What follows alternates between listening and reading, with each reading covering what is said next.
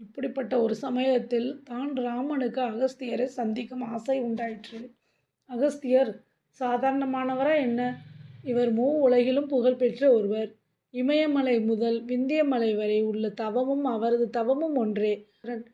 பார்வதி பரமேஸ்வரன் திருமணத்தின் போது எல்லோரும் வடதிசையில் குழும வடதிசை தாழ்ந்தது. பின் அகஸ்தியர் ஒருவரே தென்திசை வந்து பூமியை சமன் செய்தார். ஒருமுறை விந்தியமலை உயர்ந்து வளர்ந்து சூரியனின் போக்கையே மாற்றியது என்றும் அதனை சரிப்படுத்த அகஸ்தியர் விந்தியமலை நீண்டு போக செய்தார் என்றும் சொல்வார். அது மட்டுமா, ரிஷிகளை கொல்லும் அரக்கர்களை அழித்தவர் அகஸ்தியர். இல்வலன் வாதாபி என்ற இரு அரக்கர்களும் ரிஷிகளை கொன்று தின்று வந்தனர். வாதாபி ஆடாக மாற அதனை ரிஷிகளுக்கு படைப்பார்கள். பின் வாதாபி வெளியே வா என்பான் இல்வலன். வாதாபி ரிஷியின் வயிற்றை கிழித்து வெளியே வருவான்.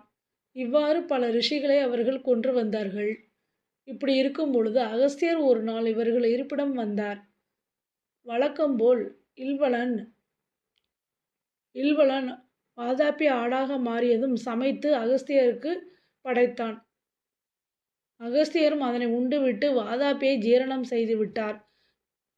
இல்வலன் இதை அறியாது வாதாபி வெளியில் வா என்று வழக்கம்போல் கூறினான்.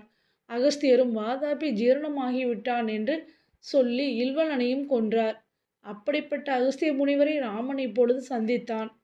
இவர்தான் பின்னாளில் ராவணன் யுத்தத்தின் போது ராமருக்கு தைரியமூட்ட உபதேசிக்கிறார். அகஸ்தியர், வா ராமா, லட்சுமணா, சீதா மூவரும் வாருங்கள், இங்கே உள்ள ஆசிரமம் உங்களுடையதே, சுகமாக இருங்கள் என்றார் அகஸ்தியர். ராமன் அவரை வணங்கினான். அகஸ்தியர் ஜொலித்தார். முனிவரே, மன்னிக்க வேண்டும், தங்கள் அன்புக்கு